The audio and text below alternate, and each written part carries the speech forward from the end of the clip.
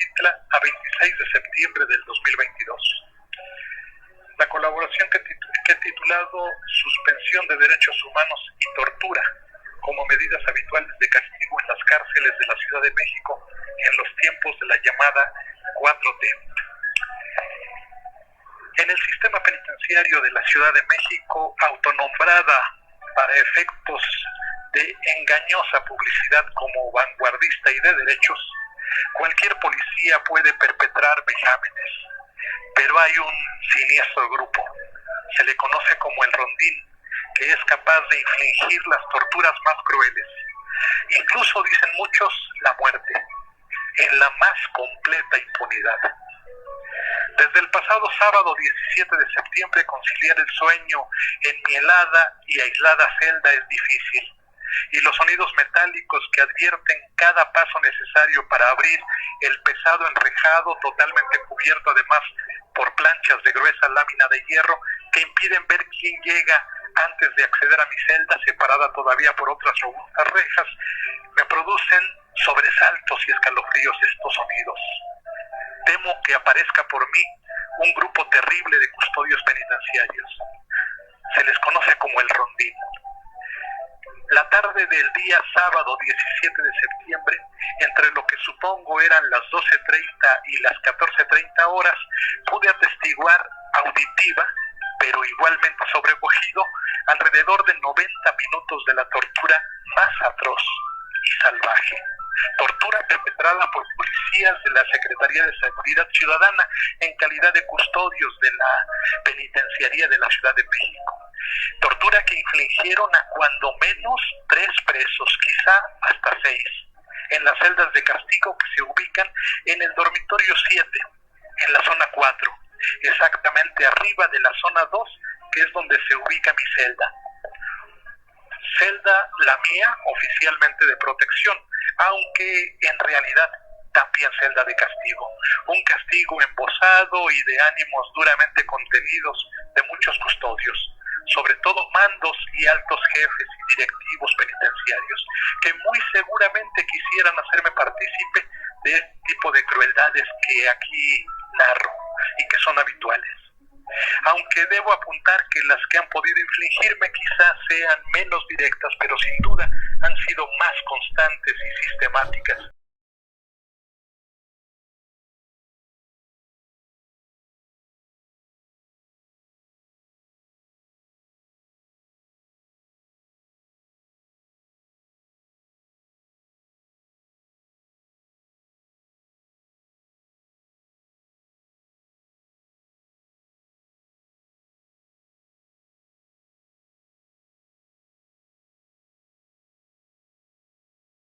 Y acumuladas sin duda son igual de dolorosas. Según la Constitución mexicana, la tortura y los tratos crueles están prohibidos en todo el territorio nacional, y los centros penitenciarios no debieran ser ningún espacio de exclusión, ni las personas privadas de la libertad deberíamos ser un grupo al que puedan suspender los derechos humanos. No solo nuestra Constitución prohíbe los tratos crueles, la tortura, también los tratados internacionales suscritos por nuestro país y a los que debiera estar obligado. Dice la ley que cualquier agente del Estado que perpetre esta acción, la tortura, debe ser sancionado con todo rigor y la víctima debe recibir la salvaguarda de las autoridades. Pero eso tristemente es letra muerta en las cárceles de la Ciudad de México, cuyo gobierno presume ser parte de la llamada Cuarta Transformación y tiene además por eslogan publicitario, abro comillas, CDMX, Ciudad Vanguardista y de Derechos, cierro comillas. Pues bien, el gobierno de esta ciudad tiene en el sistema penitenciario una extensa y productiva ínsula de corrupción e impunidad, violatoria permanente de los más elementales derechos humanos.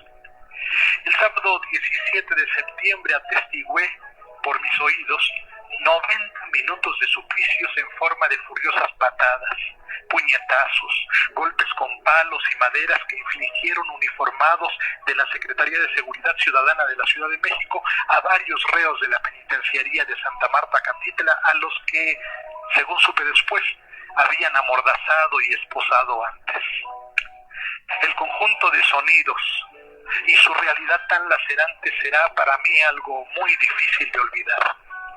Oír cada golpe seco con toda su dureza y los gemidos ahogados de quienes recibían el inhumano castigo, aunque no pudiera verlo, no hace menos el espanto, sino incluso engrandece el terror de conocer de primera mano e inobjetablemente el nivel de abusos a los que llega impunemente la autoridad penitenciaria de la Ciudad de México. Yo no pude resistir y en varias ocasiones grité con fuerza desde mi celda: señores policías, custodios, no golpeen más a esos compañeros que los van a matar. También pregunté a gritos: ¿dónde es que están golpeando? ¿Es en la zona de arriba o es aquí abajo? Lo que hacen es abuso y es ilegal. Preguntaba esto último de dónde ocurrían los hechos, porque en el aislamiento extremo al que me han sometido es difícil ubicar de dónde provienen muchos sonidos. El largo corredor de 13 celdas comunales de planta baja del dormitorio 7 es usado como preingreso y cuarentena preventiva de COVID para nuevos internos que llegan de distintos reclusorios y donde habitualmente permanecen un máximo de 7 días. Pero al final de ese pasillo está lo que aquí conocen todos como, entre comillas, la máscara de hierro, o el apando, como es el nombre tradicional. Ahí es donde se encuentra mi celda, aislada completamente. Arriba se ubican otras 13 celdas destinadas a zona de castigo.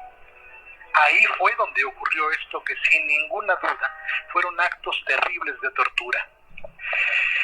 No grite, porque son los del rondín y vayan a bajar con usted. Esto me gritó alguien, también con temor, de algún lado. En realidad grité varias veces más, sin ninguna respuesta de los custodios que tan seguros están de la impunidad que les brindan sus jefes, ese manto de impunidad permanente. Pude identificar en ese momento sin ninguna duda que se trataba de elementos policiales por el barullo de las muchas voces con reportes e instrucciones que salían de varios radios de comunicación, y por maldiciones y vituperios apenas perceptibles, pues quienes los proferían lo hacían con odio, con dureza, pero en voz baja. El rondín,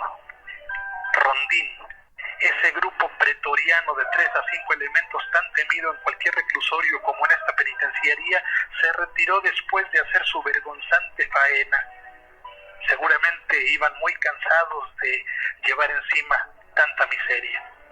Y a la hora de recibir mi siguiente rancho de comida, no pude menos que decir al custodio de turno en el dormitorio, ajeno a la infame tarea de los otros, hay que decir, que era terrible lo que habían hecho sus compañeros. Y con espontaneidad me contestó que esa reacción fue debida a que antes del mediodía, en la zona familiar, en la zona de visita familiar, ese grupo de internos que fueron atormentados agredió con armas blancas a otro interno frente a su familia. Entre comillas, es que aquí, me dijo, es muy difícil todo. En realidad no debía ser difícil si se observaran los debidos protocolos. Primero, la vigilancia y control dan al arbitrio de la autoridad, pero luego, ante la agresión consumada, el aseguramiento de los agresores e inicio de otro proceso, acumulando todas las agravantes, pero también respetando todos los derechos. En las cárceles y en cualquier sitio, cualquier autoridad que pretexte que trata con criminales y debe darles ese mismo trato, no solo se empareja con ellos, sino que su delito es incluso mayor. Responder a un acto delictivo, incluso en una prisión con actos de tortura, agrava el clima opresivo de injusticias a las cárceles, en la penitenciaría, y vuelve absolutamente inviable la reinserción social por la rabia justa, por el resentimiento acumulado en quienes aquí estamos.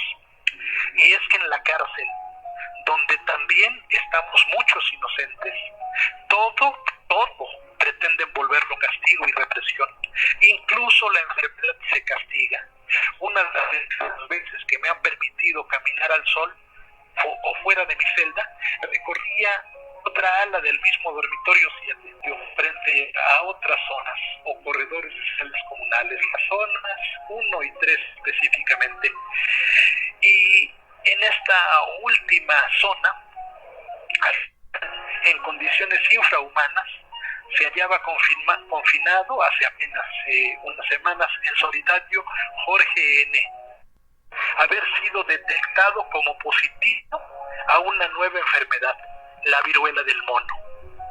Le pregunté por qué, estando enfermo, no se encontraba en hospitalización o en una zona de enfermería, en un lugar aislado pero digno, y sobre todo por qué no daba aviso de queja a la Comisión de Derechos Humanos de la Ciudad de México. Su respuesta me llenó de tristeza por la absoluta ausencia de confianza a esa instancia. Es peor, me dijo. Primero, no me dejan ni hablar por teléfono. Y si lo hiciera, Derechos Humanos hace como que te atiende 1 o 2 veces que te vienen a ver, pero después te olvidan. Y a los jefes y a todos los de negro, se refería al color de sus uniformes, ya no te quitas de encima nunca y te pueden hacer lo que sea. No, subrayó, es mejor callarse y aguantar. Cada vez y en cada noche me cuesta más conciliar el sueño en mi celda de castigo embosado.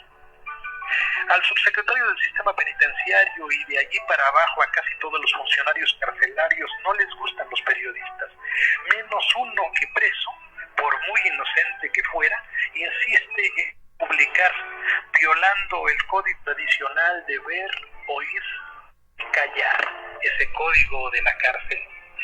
Pero callar los abusos, las atrocidades, la corrupción y la tortura tan abiertamente perpetrada, tan monstruosa, es volverse un cómplice.